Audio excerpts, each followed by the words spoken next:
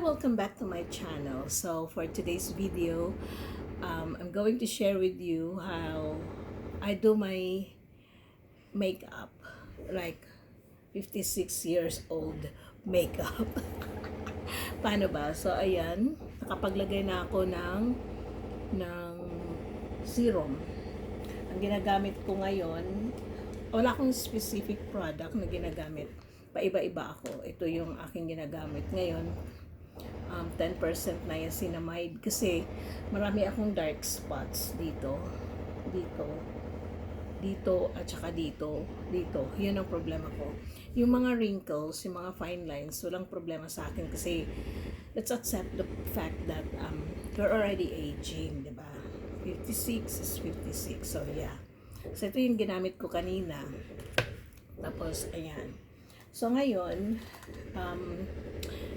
since ang ating klase ay online, dito lang tayo sa bahay. Pero it doesn't mean na pag dito ka lang sa bahay, hindi ka na maglalagay ng sunblock. Kasi kahit yung mga lightings, nakakapagpaano yan ang balat natin. So, dati hindi talaga ako gumagamit ng sunblock kasi I feel like sticky. Tapos, parang hindi ako comfortable pag may sunblock. So, ang ginagamit ko ay Nivea. Itong Nivea na puro lang mga nasa sachet ang ginagamit ko. Alam niyo ba kung bakit? Dahil paiba-iba nga ako ng product. So, I'm trying everything. Diba? Kung magta-try ka, dapat hindi yung malaki. Yung mga ganito lang. Diba? So, ayan. So, Nivea. Let's put on sunblock. Hindi masyadong marami kasi nandito lang naman tayo sa bahay. Ayan. Ito yung mga priority ko.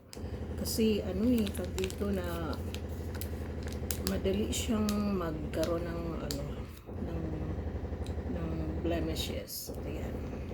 So, konti lang kasi wala nang laman. Ayan. Ni-spread ko lang. Hindi ko nilalagyan yung dito sa mata ko kasi siya sensitive. Nagkakaroon siya ng problema. Nagkaka-rashes siya, tapos susugat. Sensitive kasi masyado yung skin ko. Kaya hinayaan ko na lang siyang masunog. Hindi ako naglalagay ng kung ano-ano kasi nga nagiging worst pag naglalagay ako ng mga skincare, yung mga pampahid. So very talaga limited lang yung mga nagagamit ko na okay sa balat ko. Kaya ang mga binibili ko ay mga sachet lang. Okay, so kahit nandito lang tayo sa bahay, maglagay tayo ng parang foundation, pero hindi man siya masyadong foundation. Ito yung ginagamit ko.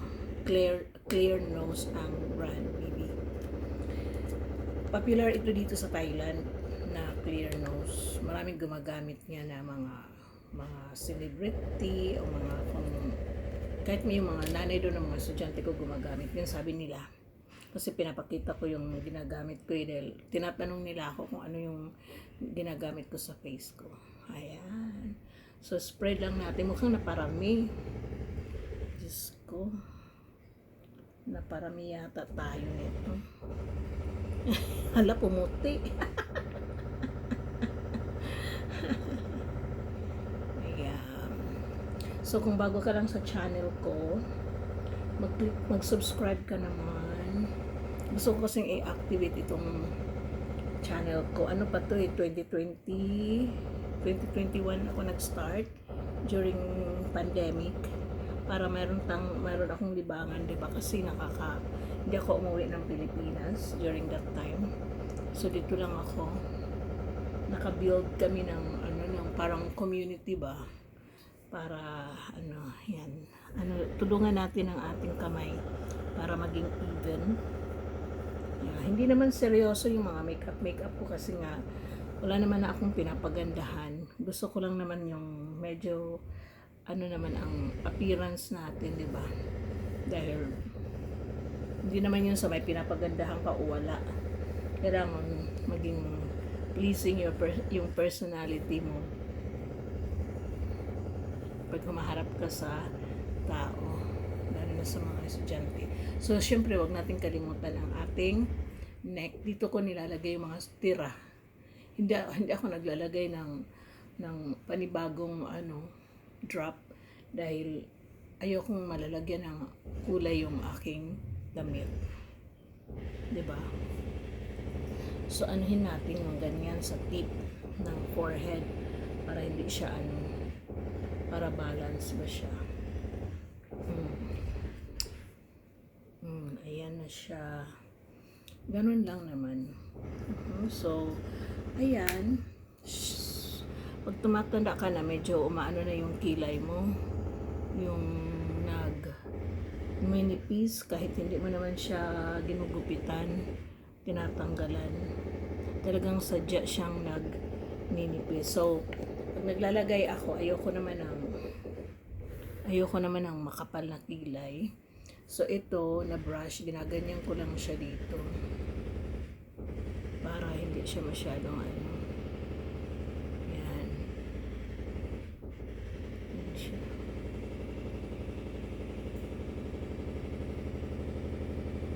Ganyan lang.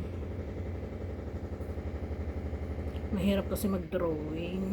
Gusto ko nga magpakilay, microblade, pero yung hindi lang masakit, na parang ang dating din ay original. Yung hindi tatanggalin yung mga buhok. Diba?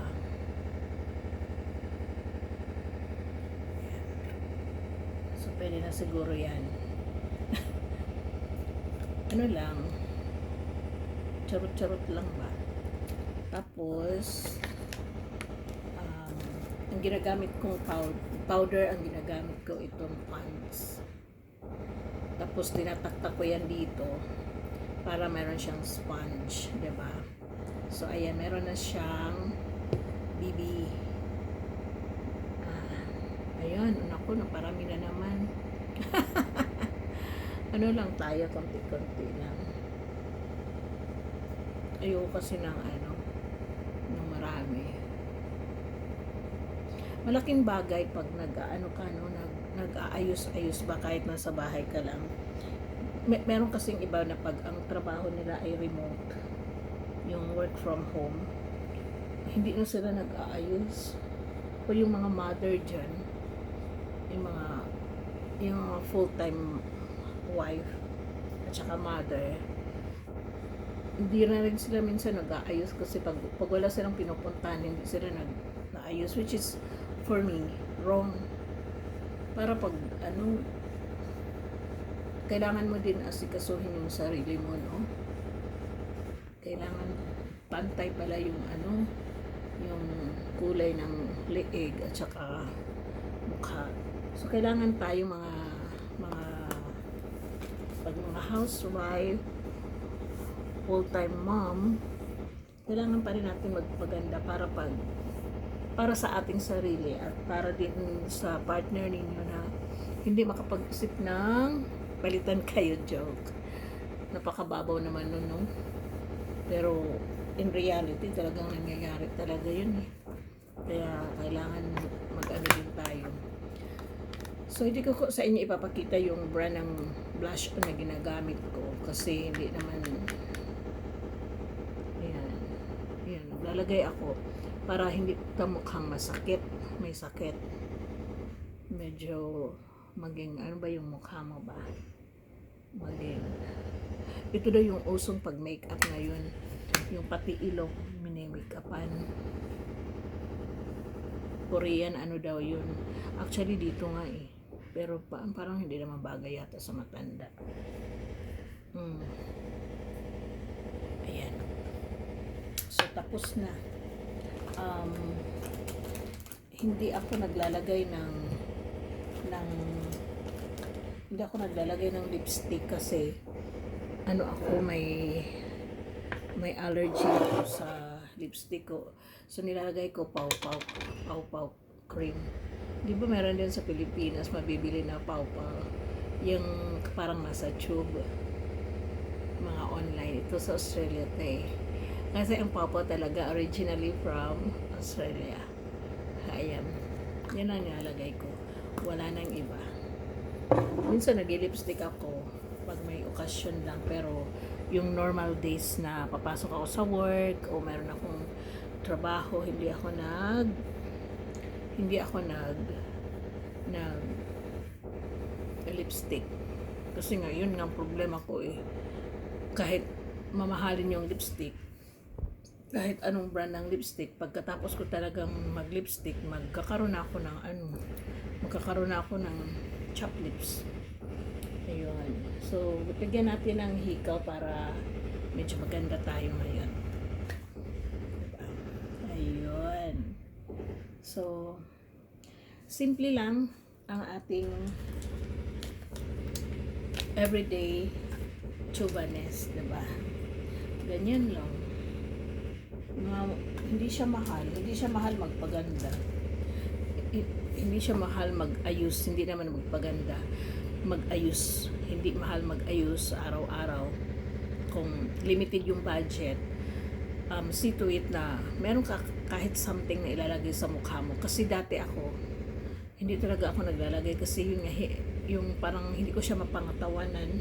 Maglagay ako today, bukas hindi na, ayoko na.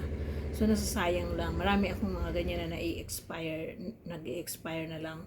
Tapos hindi ko nagagamit. Kasi nga, ano lang ako sa una. Lalo na pag nakita ko sa mga ads, yun. Tapos hindi ko mapangatawanan. Sayang naman. So, ayun. I hope na natuwa naman kayo sa video ko. Pwede nyo naman gamitin yung ibang product or mas malala pa yung panglagay kaysa sa akin. Yung sa akin ay pang ano lang, yung pang 56 years old na on the go makeup. Thank you. Salamat uli. Bye.